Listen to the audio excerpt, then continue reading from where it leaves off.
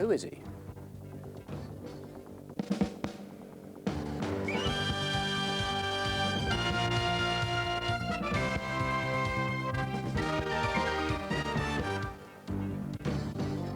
Hello and welcome to Crimewatch. The man who killed Sally Ann Bowman and her driver nearly 3 months ago could be your neighbour, friend or workmate. He's melted back into the community just as he seems to have done 4 years ago when he exposed himself to a woman making a call from a phone box. But now we know quite a bit more about him. Just before his lethal attack on Sally Ann, he found another woman making a phone call. Thankfully, she survived what happened. She's been able to describe how, astonishingly, the attacker apologised to her, even as he was bringing his knife repeatedly down on her head. A little over half an hour later, he found Sally Ann. She didn't survive to tell us her story, but we've pieced it together. We pick it up just 2 hours before she was confronted by her killer.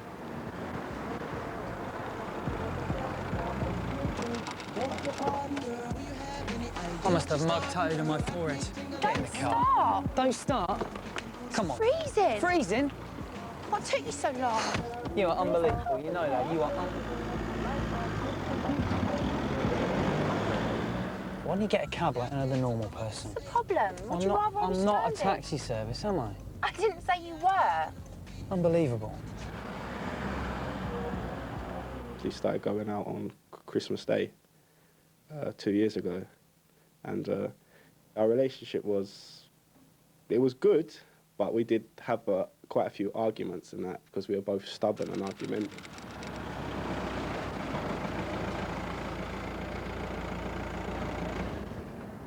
Me and Sally sat in the car for an hour or two just arguing, making up, laughing, play fighting, just messing about. And but that was perfectly normal for us to be out at them times in the car. Just saying you don't need to be so moany at me. So work all right then? Yeah. It's getting a bit busy though. I mean, it's better to do something to do. Who's that? What's his problem? What's that about? All right, calm down. What do you mean calm down? What's he doing? Calm down. I don't believe this man had anything to do with the attack on Sally Ann. He is an important witness, and I do urgently need to speak to him.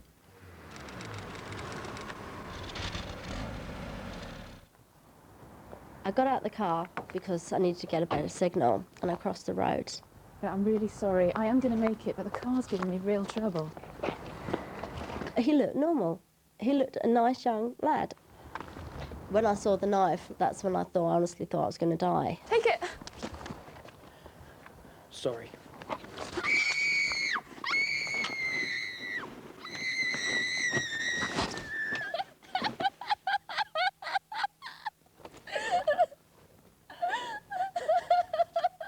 And that's when he stopped and he looked at me and he looked terrible.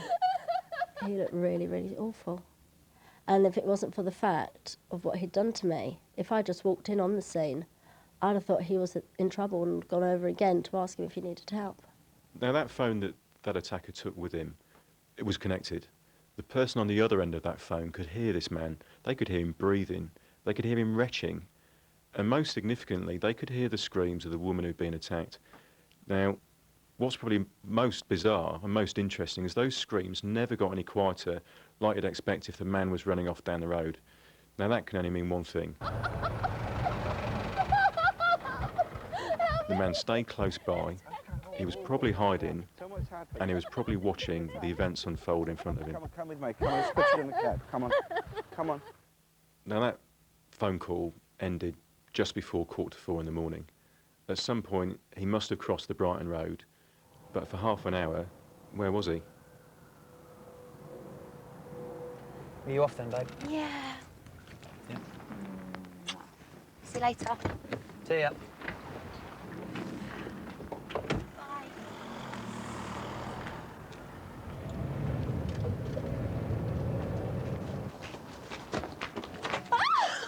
Get off! Get off! Get off!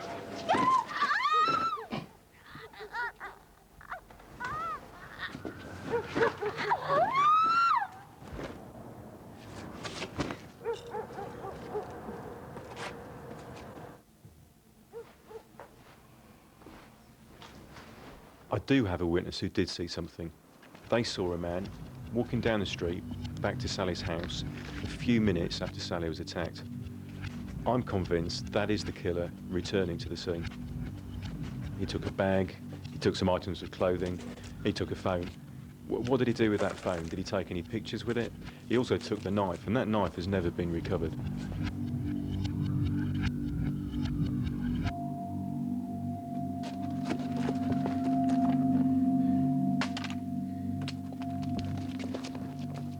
"20 minutes after the attack, a witness saw a car parked in Blenheim Park Road, and that's right at the entrance to Blenheim Crescent where Sally Ann was killed. The car's a Ford Mondeo, but next to that car was a man who was leaning against the fence. He's a white man. What was he doing there? Did he see anything? Did he hear anything?" This attack on Sally Ann is frankly just completely off the scale. I have never seen injuries that she suffered in my experience. Not only was Sally stabbed a number of times, she was also sexually assaulted. She was also brutally bitten a number of times on her body. Now, I can't get across, you know, in words what I saw with my own eyes. He's not just destroyed Sally as a girl, he's destroyed her future, and he's destroyed her family in many ways. I see her family and that, and it just reminds me of her, and I see my friends with their girlfriends like hugging and like going to the cinema, and it's just hard knowing that I'll never be able to like spend another day with Sally. This is DCI Stuart Cundy here in the studio. We've shown more violence in that than we've done in almost any other Crimewatch reconstruction. That's not a tenth of it. It's not. It's a very powerful film. Not only was Sally stabbed a number of times, she's bitten a number of times on her body. She was also the victim of a violent sexual attack. Now, mercifully for Sally, much of that attack occurred after she was dead. So she was sexually assaulted after he had killed her? There are aspects of what happened to her that occurred after she died. Now, the guy may look perfectly normal, may behave perfectly normally. I mean, apparently, according to the witness, you know, quite good looking. How can people identify him? How much do you know about him? Well, he may appear normal, he might not appear strange to people who know him, but there are specific parts of, you know, aspects of what he's done which, you know, as I said earlier, are frankly off the scale. 2001, a mile away in Purley Cross, woman in a phone box. This man goes up to that phone box, stands in front of this woman, and then masturbates in front of her. There is forensic evidence, DNA evidence, that links him from that 2001 attack to Sally's attack. But how if his mother, if his sister, if his brother, if his uncle, if his friends at work are watching, how are they going to identify him? He's a white man, or at least very pale-skinned. He's probably between his mid-20s and mid-30s, average height, average build. He's not one extreme or the other. The woman who was attacked in Sanderstead Road said he had a Surrey accent. Now, I take that to mean it was a normal accent. It wasn't regional, wasn't a foreign accent or something like that. But he also took property both from her and from Sally. Now, we never got that property back, and I think there's a strong chance he's retained it. He's kept it possibly as a trophy. So he's got all these things. He's around 30, he's sort of medium to tallish. He's Surrey.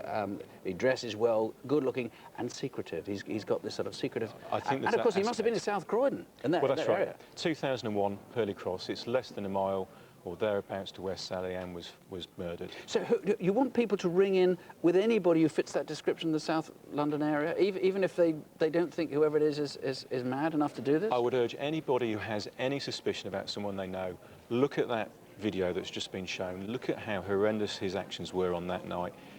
Phone in. Those calls you call into police or call in here tonight will be treated in confidence. I can easily eliminate any name that is given to me. Because you've got complete DNA? I have the DNA evidence. I can easily eliminate now, any person. Of course, he might look normal, behave normally. He might, of course, have some real psychiatric condition or a personality disorder, in which case he'd have come into contact, or may, with psychiatric services. He may well have. I retain an open mind to that. It may be this man has never been in trouble with police before.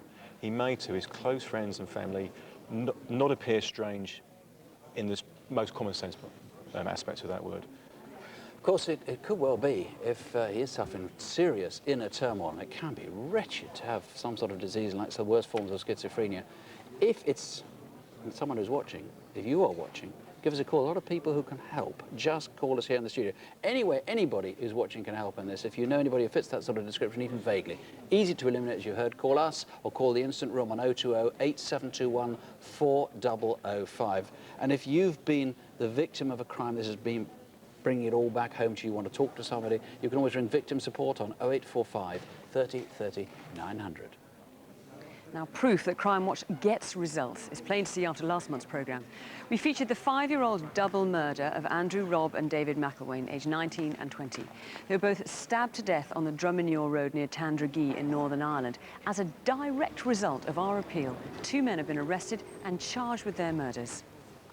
Bob Singh was beaten to death while queuing at a takeaway last year. Following the appeal we did in April, Merjan Samaj has now started a life sentence for murder. Judge Clement Goldstone paid tribute to Crimewatch for our part in helping to bring him to justice. 3 other members of the Albanian gang are still wanted in connection with Bob's murder. They are Emijan Husey, Alfred Curti and Artan Husey. If you've seen them, well, 0500 600 600. Thanks to others callers to Crimewatch, we've quite a lot of other good news to tell you later.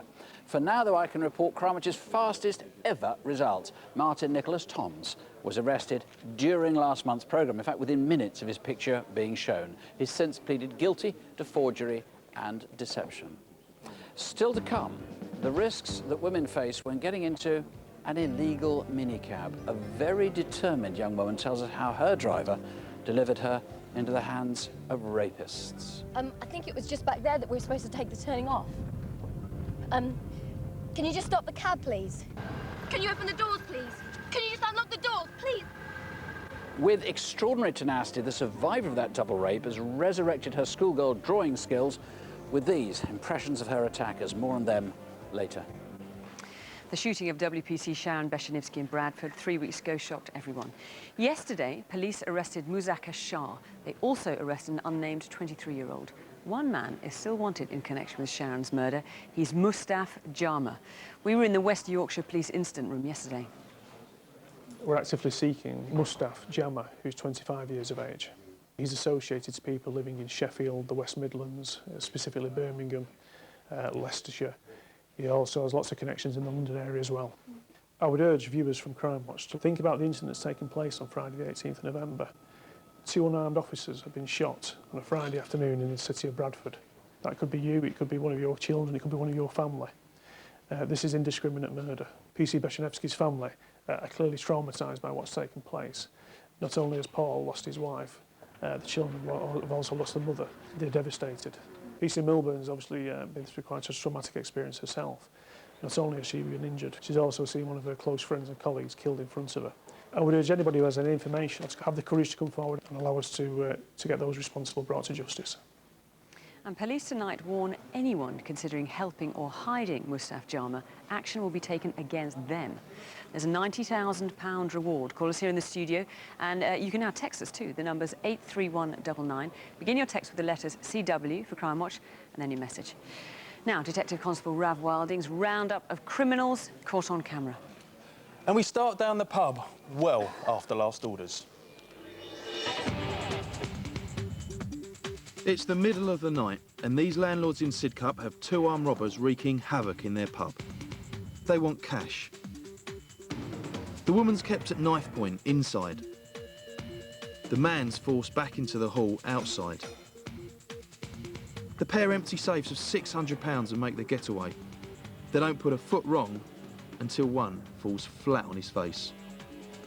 Trip them up again if you know their names. Early morning, Farringdon Station, and this guy's looking for trouble. A man tries to pick up the water he's dropped. Our man picks a fight with him. He trails him through the barriers into the ticket hall and punches him to the floor. He inflicts a broken nose and fractured eye socket. The victim needs 15 stitches. Do you know him? The Co-op Bank in Newcastle upon Tyne. A thief with someone else's credit card.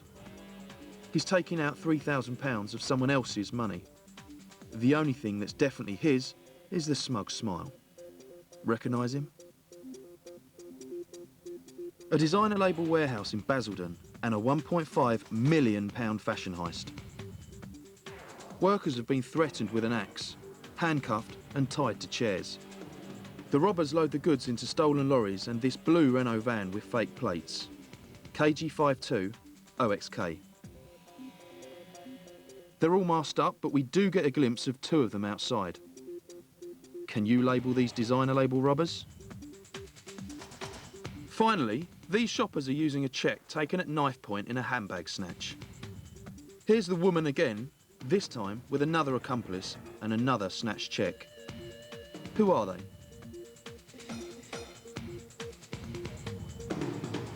If you can help us snatch any of that lot, call us now. The number's on your screen. Who hasn't daydreamed or fallen asleep on a bus and missed their stop? Normally that costs you no more than a bit of time, maybe a bit of money.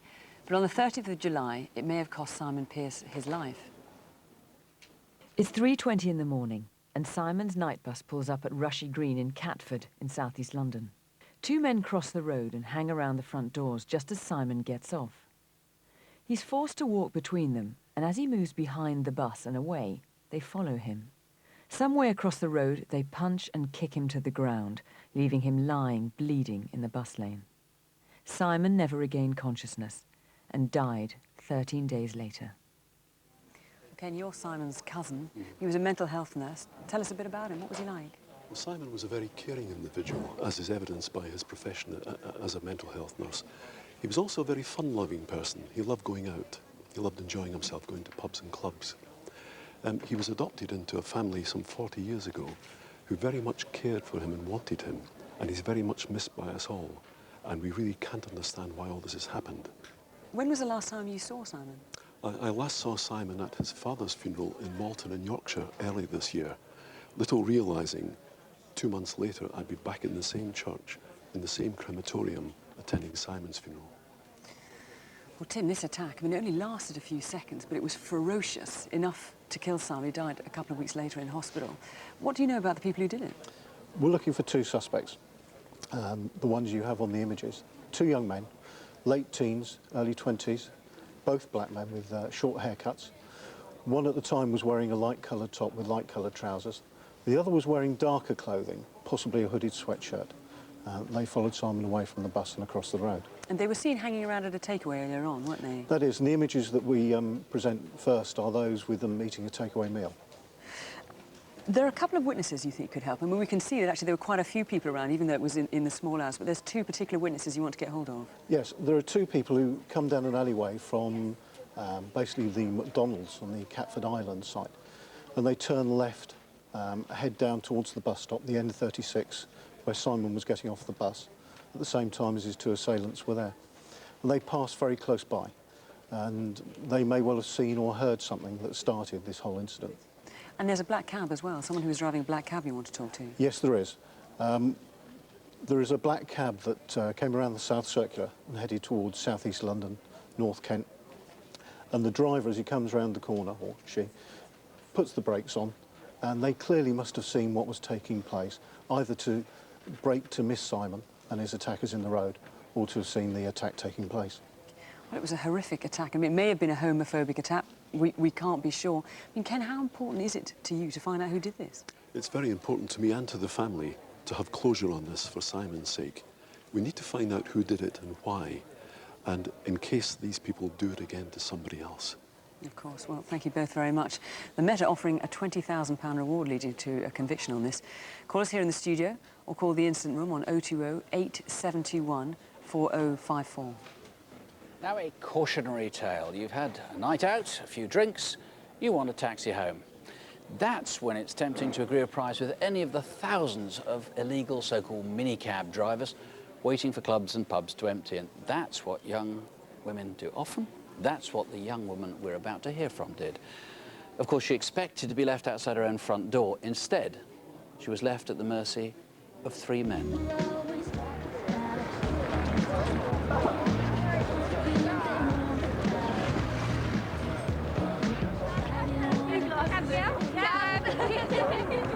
I had a few glasses of wine when I came last week. Absolutely. But I'm pretty certain it's down here on the... Don't tell me it's like the other guy. I went to Soho to meet up with some university friends who I hadn't seen over the summer. So we were just going out to catch up, really, just for a few drinks. Now, guys, what, we've been back like 3 minutes, and the amount of courses I've got is crazy. Please remind me again, why did I take you to the street? So, tell me about this new man. Is it serious? Does he drive?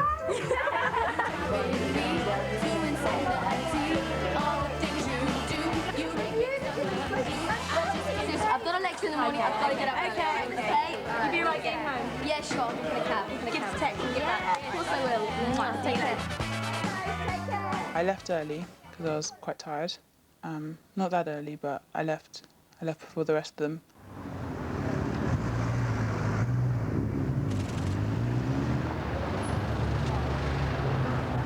I was looking for a cab, black cab preferably, but I couldn't find one.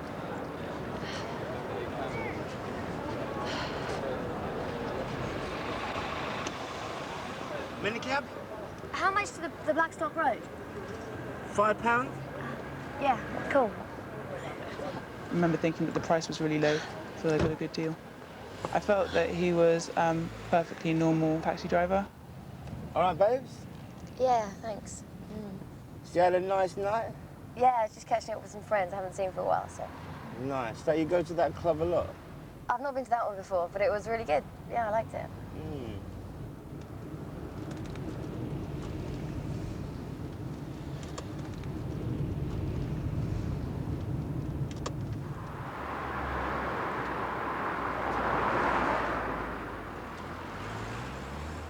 Aren't we supposed to be going down the other one, just there? No, I think you're right, you know. Yeah, sorry. But what I'll do is I'll double back round later, okay? Yeah, cool. All right. I'll make a mistake, I'm sorry, all right? Where are you going? I think it was just back there that we were supposed to take the turning off.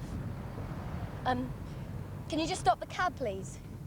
If you just want to stop it, then I can climb out. Because we were supposed to go back the... Look, I've got the money, you can just take it, but can you just stop the cab, please? Then I can just go back. We're miles away from where we're supposed to be going. Can you open the doors, please? Can you just unlock the doors, please? Can you unlock the door, please? Can you just unlock the doors, please? The door opened and a large man got in the car. He raped me.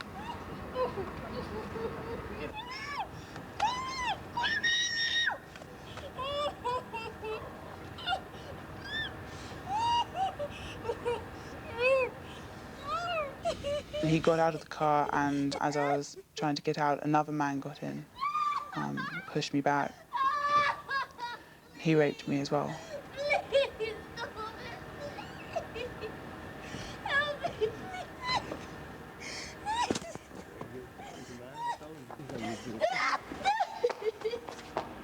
So I scrambled out of the car and then ran.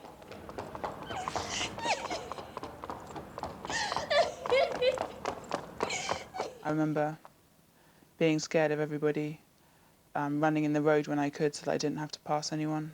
I kept thinking they were following me, but eventually made it back to my house. I went to the police a couple of days later, and I said that I could draw, I can get a likeness.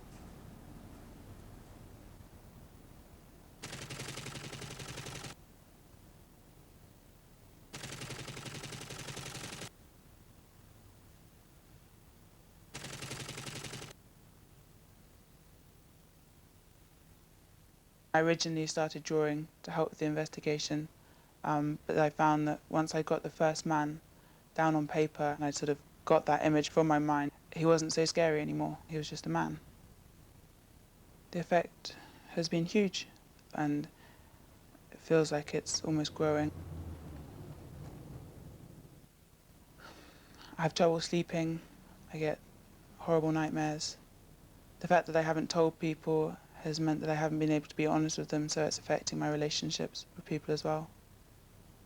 If I can help find these men and stop it from happening to other people,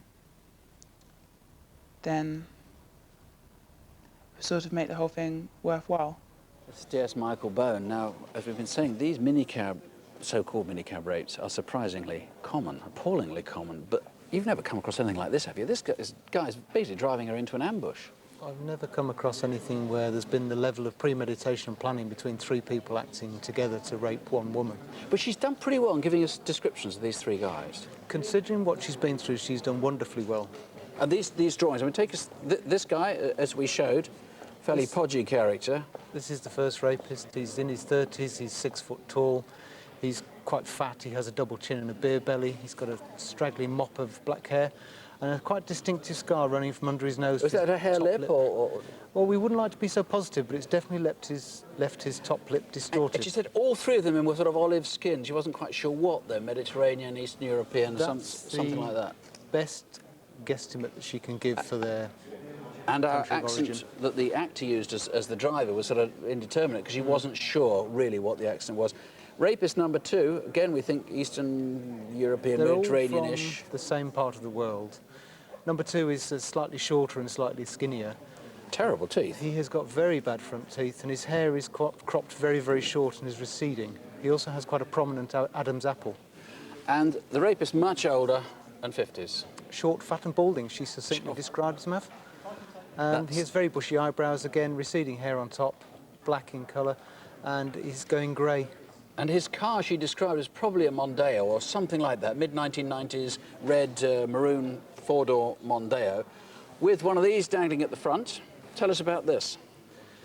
That's obviously dangling off the rear view mirror, as you saw from the reconstruction, and this, we believe, was on the rear seat, a leopard skin print cover.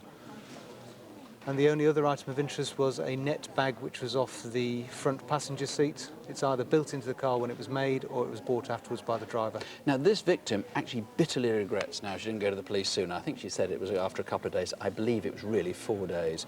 She's advising anybody else who's attacked, tell the police. Exactly right. Even if you don't go through with the investigation process, at least come and see us. We will give you all sorts of advice to protect your health. You can be offered counselling, and also if you wish to take up a prosecution at a later stage, the important evidence will have been gathered and stored, and the decision is then yours. But of course, it's so important to find these people and stop it happening again.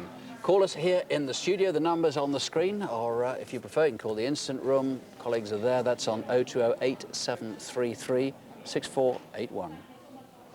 With the party season in full swing now, and despite stories like that and big advertising campaigns, women are still risking their safety by getting into illegal minicabs, as we found out a few nights ago. Central London, last Wednesday. We've parked up our own car. We're not licensed as a taxi. We're not even actively touting. Yet people are desperate to get in and get home. Oh, mate, no. No, I'm waiting for a friend. Sorry, mate. Excuse me. So to pay them? Oh, sorry, I'm waiting for a friend. Sorry. Yeah, sorry about that. No, I'm waiting for a friend. Okay, thanks a lot. Despite all the warnings, why are people still getting into illegal minicabs? Because there are no black cabs around. We've been stood there for 20 minutes and there's no black cabs. Because the queues for night buses are ridiculous. But if we can get in an unlicensed cab, and even though it's dangerous, it's a lot cheaper. Knocks off probably about 30 quid. The trouble with pre-booking is you're having a great time. You don't want to cut your night short by having to be home at 1, do you? Does it scare you or worry you getting into unlicensed cab? No. Why is that? I'm used to living in London, so no, I'm not that worried about it. I don't really think about it, I just want to get home. We know that at least 10 women this month in London are going to be a victim of a sexual assault from having got into an illegal minicab. You could be getting into a cab with a man like this. Festim Duiko is wanted for posing as a cabbie and raping a woman 2 years ago. He's still on the run. He could be touting in any city in Britain tonight. It is a sad fact of life that men will use illegal minicabs to prey on vulnerable women, and particularly at this time of year when everybody is more vulnerable.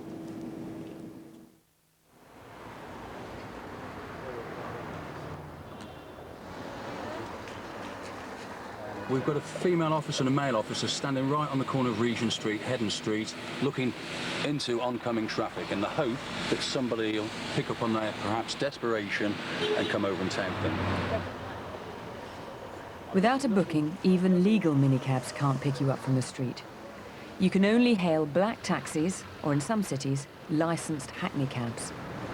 A lot of the cars are less than desirable, no MOTs, they're certainly not insured. If you think of the smallest offence, no insurance, well, that's a big offence if they have a smash on the way home. I don't know whether we've got one there. We better be ready just in case. Yeah. How much Victoria? Victoria? Yeah. Tenner? Yeah. Lovely old job. Okay, mate, cheers. Right, jump out here. We've got to watch the old car. Shut the doors, though. You turn off the ignition. Police officer, turn off the ignition. Just go around the road, mate. Just follow my colleague over here. Keep out of the way traffic, right. I've got nothing, no knowledge of his previous. Obviously, they were running checks while he was at West End Central, and we'll glean something of his background there.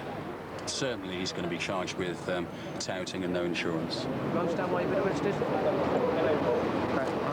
Come and sit in the back of this vehicle for a CAA. We'll get you taken back to the station. Despite these very public arrests, the touts keep coming.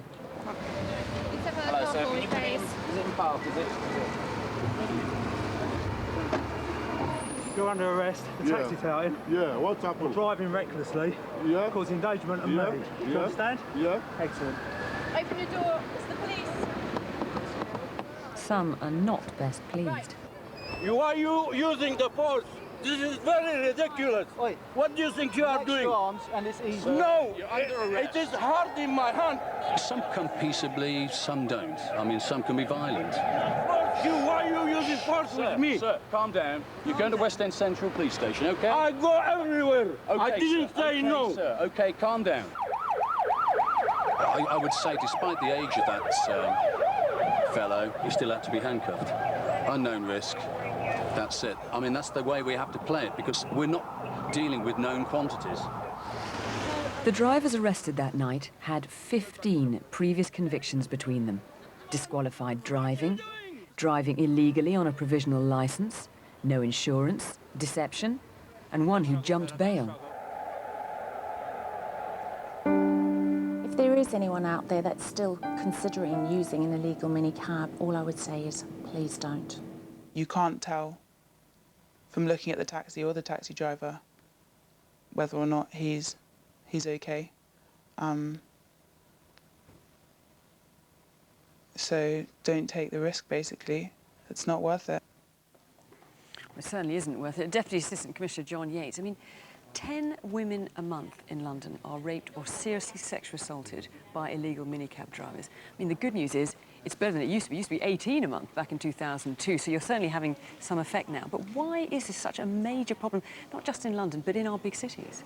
A lot of it is market forces. There simply is, there's a big, rich target audience in the major cities around the country, particularly London, and people perceive there is a need to use these type of cabs, and they oughtn't to do so. I mean, the thing is, you wouldn't get in a car, in a strange man's car, would you, in any other circumstances? But I guess people are out late at night, they want to get home, they don't know how else to get home. I mean, 10 women a month, as we say, raped or seriously sexually assaulted by illegal minicab drivers. You think it could be more, though, don't you? Because it's very underreported. Well, the whole rape is an underreported crime. We reckon perhaps only 1 in 5 are reported. Some people say as much as 1 in 10. And these sort of crimes are certainly underreported. It's a grave concern to us.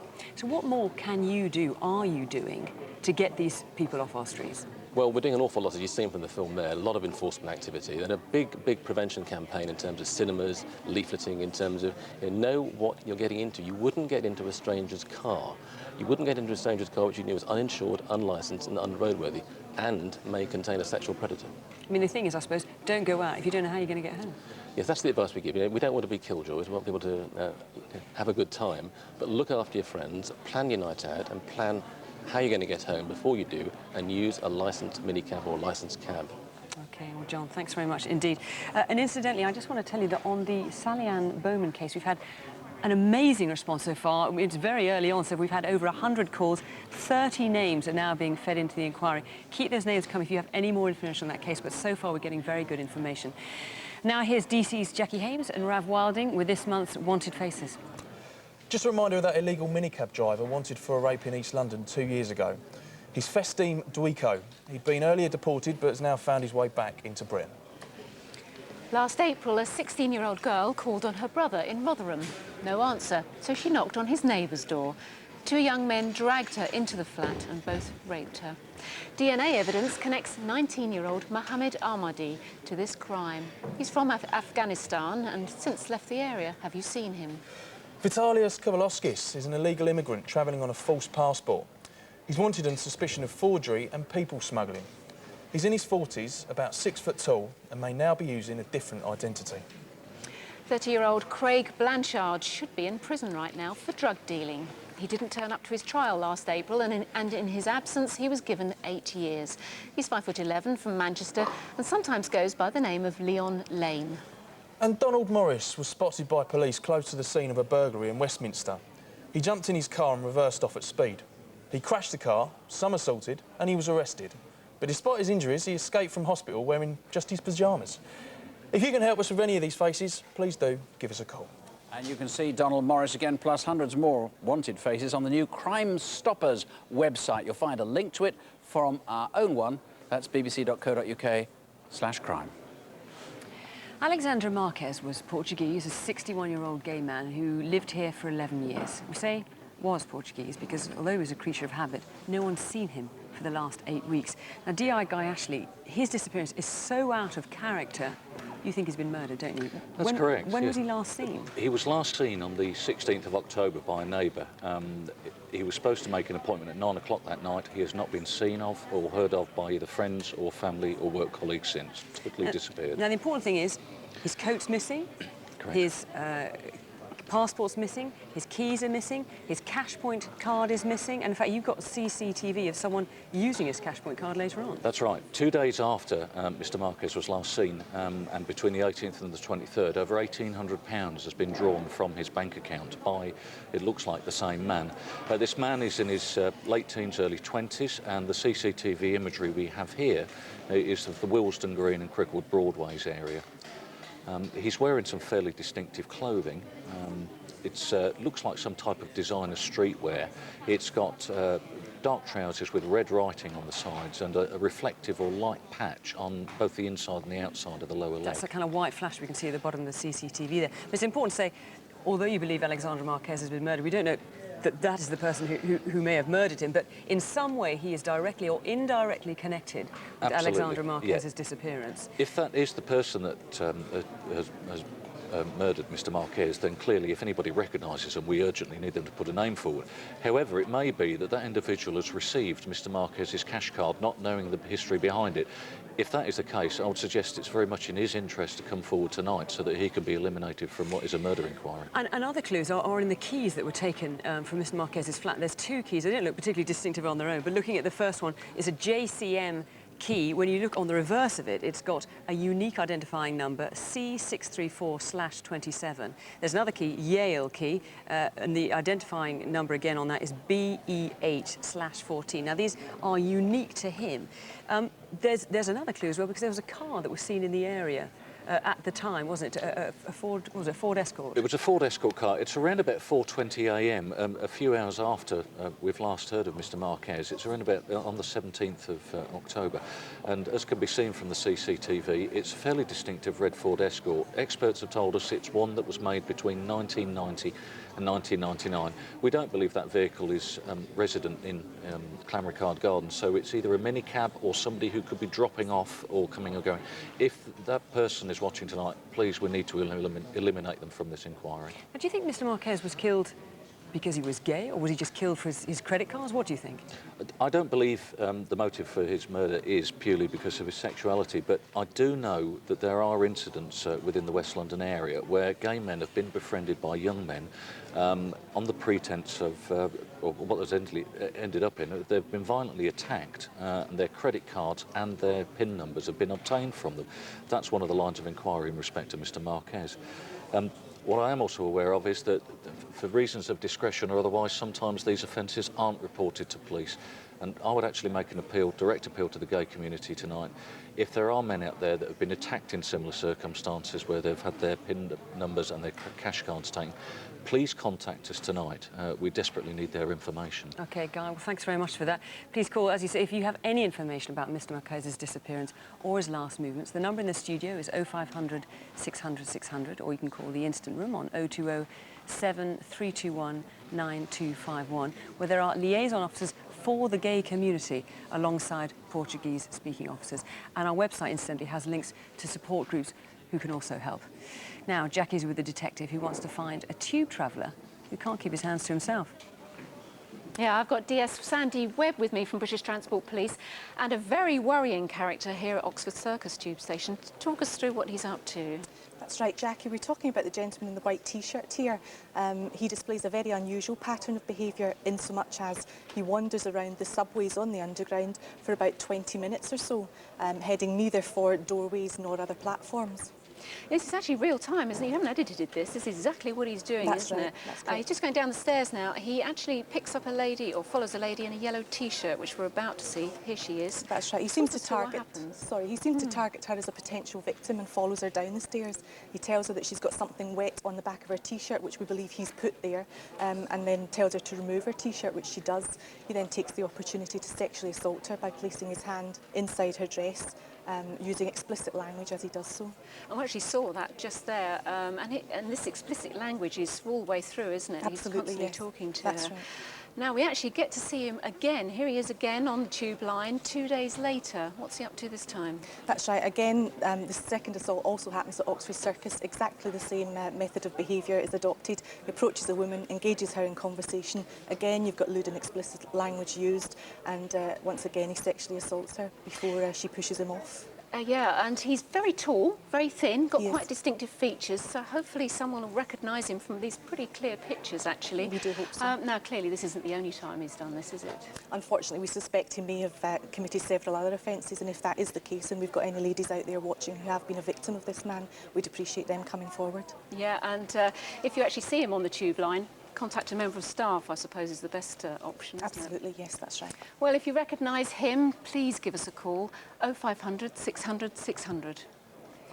Calls still pouring in on the Sally Ann Bowman case, and incidentally, we've had one call. It still needs checking out, but it really does look quite remarkable. That's going to be checked out very soon. Now, imagine you are a bus driver. You work in southeast London in this case. You're about to become a father of twins. Then one night, as you come off shift, you find yourself caught up in something almost unimaginable. At one point, I actually thought I was dead, and the thought of not seeing the children really traumatized me. I thought that how would their mother cope without me around? As a bus driver, I enjoyed the work because I wasn't stuck in one place all the time. I got to go to different places. You see different types of people. I normally park on a road which is off the bus garage. I noticed a car parked 2 cars away from me, and a group of guys came out of that particular car. At first I didn't think anything of it, but the way they just came out of their car, I just quickly got into my car and locked the door.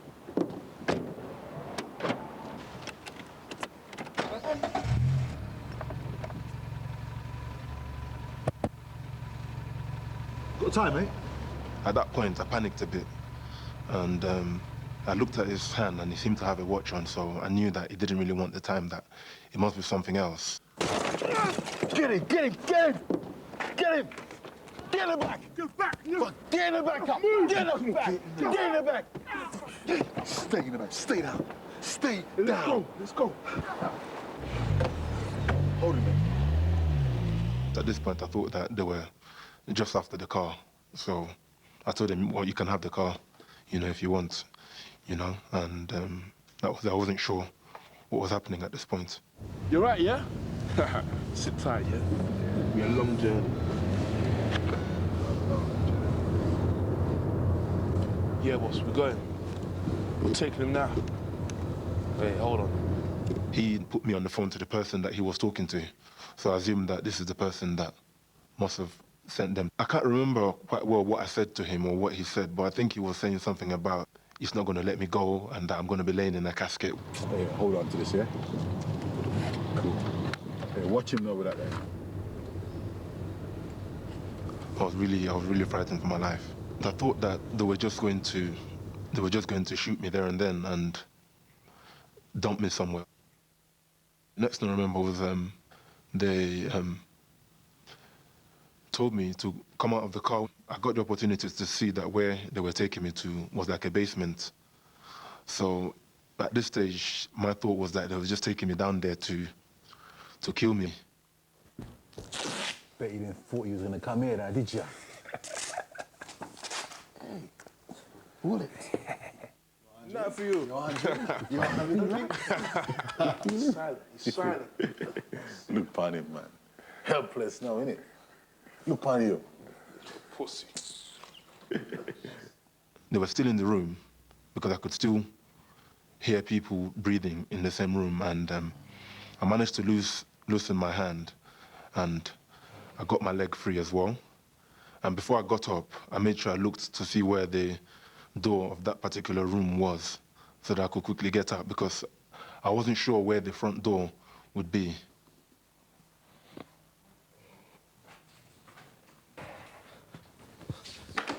Help! Somebody help!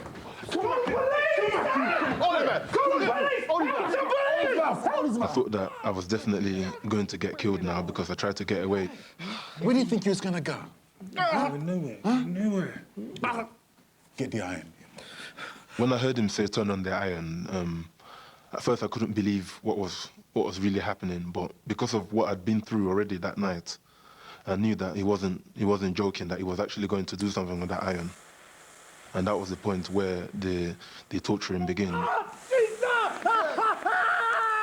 They put it against the back of my hand.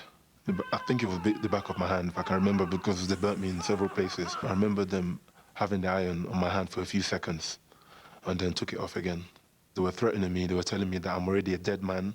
They were saying all sorts of things like that, like, you're already a dead man, you're dead, you're a ghost. That's when he then asked me for some phone numbers, which I now gave to him. You know you're not rich people. Please. Talk to me. Talk to me. Your brother better have some money, you understand? Yeah. You understand? Someone better have some money. No, don't. Listen to this, yeah? You have to do this, bro, please. No. Stop it. Now. Whoa. You hear that? Signed your brother, mate, unless you give me 150 grand. You got it? A lot of pain I was in, actually, at that time, because the burns were still fresh, and they kept on burning the same parts over and over again. They pushed me under a bed and just left me there, all tied up. It's like I lost my sense of what time it was, what day it was. I think I was under the bed for about a day, so I wasn't sure if I was going to get rescued or if this money that they were after was going to come, because it was taking so long. And I thought if my brother had the sort of money that they were demanding, that he would have given it to them by now, surely. It was really terrifying. If I hear noises, I'll start to get paranoid and thinking that someone is coming to get me, because each time it would be quiet and then I'll hear noises again, and what comes after the noise is more torture. All that was on my mind was that if I get an opportunity, I will try to run away. I knew that they were going to a party, but they kept on whispering as though they didn't want me to know whether there was going to be someone in the house or not, because they were not sure if I was going to escape. When I didn't hear anybody talking, all I could hear was the TV. So I decided that I'm not sure if there's somebody in the next room, but it's worth me trying to escape. So I managed to get myself almost loose when they then came in to the house again. And this was when more torturing began. I don't know why they decided that they had to move me. Wakey. I said, wakey. Put this on, mate. All right. Get him up. Come on, man. Come on, boy. Ease up. Get your ass out here. As far as I was concerned, they were not going to let me go. It was up to me to to let myself go. I saw my perfect opportunity to escape, so I just ran for it, and I continued running down to Lewisham Road and into a cafe in Lewisham where they sat me down and called the police and ambulance for me. My initial diagnosis was that this gentleman had sustained burns that were consistent with the history he'd given, which was of an assault with a hot iron. The photographs on this page show the injuries to the left hand and forearm. The close-up of the forearm shows a straight edge. Similarly, on the dorsum of the hand, the straight edge of the burn is consistent with the straight edge of an iron. The burn on the left forearm was the deepest of all his burns. I told the patient that they should be healed within 3 to 4 weeks, but they'd likely leave permanent scars. Well, our victim endured a very, very vicious attack, very, very vicious ordeal. If he had not escaped, I feel that we may actually now be dealing with a murder inquiry. The whole thing has really just changed my life. I don't have a car, I don't have a job. I've had to move from where I was staying before, from the people that I used to be around. So basically, the life that I had was normal before had just changed. So I'm having to start again, start a new life again because of these people. A lot of work's got into this case, and the police have now named 2 men that they're looking for as kidnappers, Dwayne Callender and Daniel Buchanan. Callender is 23 years old, he's 5'9", athletic build, he has a gold tooth upper left. Buchanan, same age, 23, he's 6 foot though, and he's muscular. He has a 3-inch scar on his right wrist. With your help, we'll find these guys. Kidnapping is actually a very hard crime to get away with in Britain, partly because you can report it without the kidnappers ever finding out that you have. The media have a cast-iron agreement with police not to reveal what's going on. You can call us here, or you can call the incident room on 020 8284 8377. On this or any case, you can call Crime Stoppers anonymously on 0800 555 111. Now, some more good news we promised you earlier. Last month, we appealed to 13-year-old Maxine Bindi to get in touch after she left home with a 37-year-old man. Well, Maxine saw the appeal and turned up at a North Wales police station 2 days later. The man she was with, Alan Keegan, is still wanted in connection with child abduction. He has links in London and North Wales. Officers want him to do what Maxine did, turn up at a police station. Alexander Hamish Brown, wanted on drugs offences, has finally been tracked down after 2 years. We appealed again for help in October, and a viewer called Crime Stoppers. Alexander Brown was arrested in Hampshire last month. 3 viewers called in naming this man in connection with an assault in Clapham. He was arrested next morning and charged with GBH. He's due in court next month. We featured a suspected rape at Margate railway station last month. 2 men were wanted. Vitalijus Kovalyovas has now been arrested, but police are still looking for Thomas Kulbis. And another from last month to end. We looked at a story of suspected witness intimidation in relation to a case involving sexual grooming of a schoolgirl. As a result, Joseph Alexander Samuel has been charged with false imprisonment, attempting to pervert the course of justice, possession of a firearm and witness intimidation. Let's see if we can get a result now in a case that is fraught with emotion, that of 19-year-old Jenny Nicholl. For 6 months now, her mum and dad in Yorkshire have been frantic to know what's become of her. Jenny was a musician who played with a local band in her hometown, Richmond, in North Yorkshire. She worked part-time at a local supermarket, but on Friday, the 30th of June, she left home telling her parents she'd be spending the night with friends. They assume she left in her white P-Reg Rover 214i. She hasn't been seen since. When she hadn't returned after 3 days, her family called the police, and later that Monday, her car was found on the outskirts of Richmond in the car park of a pub. It was Anne, Jenny's mum, who found the car, and you must have been frantic when she just disappeared. Well, I was. Nothing to suggest why she would disappear. She just didn't come home one night, and I didn't find her car until the Monday. In the car park, as you just said. She hadn't taken any money out of the bank, or she hadn't Nope. taken a passport or made any preparation? Still there, money still in the bank. There was no preparation for leaving home at all. She just didn't come back one evening. Is that her teddy bear? This is the teddy that her dad bought her on Christmas. And that went from the home maybe 2 2.5 months before she left. So this is a replica, is it? This is a replica, yeah. With a little khaki suit on. Absolutely, so if yeah. anybody's seen that, we want to know about that. Yeah, absolutely. D.I. Pete Martin, why have you come to Crimewatch on this now? We've received some new information which now suggests the answer to this investigation is very, very local. Very, very local, to Richmond in Yorkshire? To Richmond itself in Yorkshire, yes. And yet there were text messages sent on Jenny's phone from Jedburgh and from Carlisle.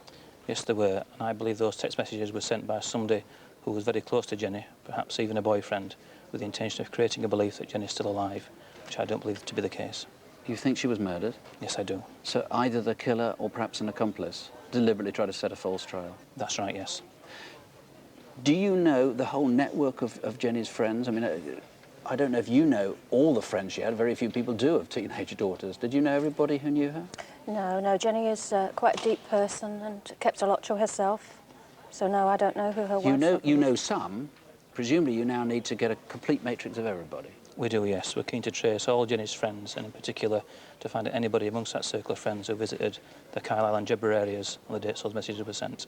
So far from this being a complete open mystery with nothing to go on, you've actually got quite a lot of pieces of this jigsaw puzzle already. Is that right? We're just seeking the final piece now. Really? Yes. OK, well, if you can provide that final piece, if you have any information, call us here in the studio or call the incident room, 01609 768 111. In October, we featured the murder of 90-year-old Elsie Hughes. She was beaten to death a month before at her home in Abermorvie, near Wrexham. Police now think she may have known her killer and are offering a £30,000 reward for information leading to an arrest and conviction. Call us here in the studio. Finally for us tonight, two thieves in Aberdeen have stooped really low. Last week, they got into an old folks' home. They stole the raffle prizes for the residents' Christmas party. They also stole a Santa mask and hood, which one of them was seen wearing just after the burglary. So if you've seen an Aberdeen Santa with a sack of goodies he shouldn't have, give us a call in the studio. Let's hope the residents of Grey Court in Maastricht and Aberdeen still manage to have a happy Christmas. You too. Come back to that in a moment. Rav. Right, we really have an excellent response to the Sally Ann Bowman murder. We've had over 130 calls and rising all the time, which is an excellent. We've had several names given for the attacker, but what we really want is to know why you think it's him. Is it his appearance? Is it his behaviour? Is it just where you've seen him from? We need to know that. We've got the incident room up on your room numbers on your screen now, or the office number here. The team are standing by ready to take your calls. If there's any doubt in your mind about it being him or not, give us a call. We can quickly rule out an innocent person. And you can find the details of all tonight's cases, of course, on our website, bbc.co.uk/crime. Our phone lines are open until midnight tonight, then from 7:30 until midnight tomorrow. And we're back after the news with Crimewatch Update at 10:35, later in Wales. Join us if you can. Crimewatch next month is on Tuesday, 31st of January. Meantime, from us at least, a very happy Christmas, Happy New Year. Whatever happens, don't have nightmares. Sleep well. Good night. Good night.